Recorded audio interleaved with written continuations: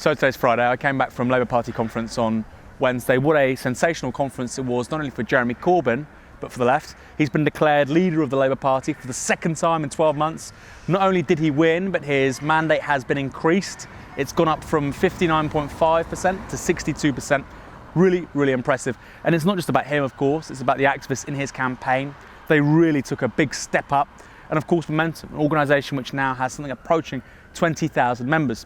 What the whole experience, not only of conference, but the world transformed as well, Momentum's fringe event, showed to me was that the future of the Labour Party, not only in terms of ideas, but values and personnel, is coming from there. It's coming from the left, those around this campaign. It's definitely not coming from the right, or what like to call themselves the moderates. As much as this conference confirmed the ascent of Corbynism, it also marked the death of Blairism.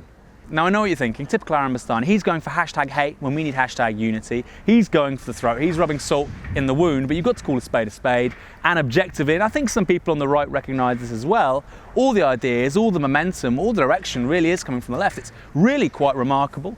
This is a more important moment, I think, than even 12 months ago. Not just its consolidation, but something really, really big. The left being furnished not just with legitimacy, but recognition that it's going to define not only the future of the Labour Party, but maybe even Britain too. Really impressive. You go into the TV studios, you go on the streets, you go in the bars. Those on the right, the Blairites, hadn't just lost, it was clear they are lost. They really don't know where to go next, not just in terms of policy, but politics. Their very understanding of why they're in this game is up for grabs.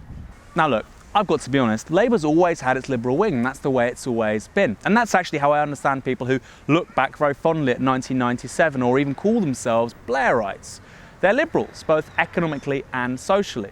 And so long as we have first past the post, those kinds of people with those kinds of views will almost certainly be in the same party as those on the left. Hell, even if we move to proportional representation to form a government, we'd obviously have to work together. The only problem, of course, with New Labour is that it too frequently conjoined social liberalism with authoritarianism.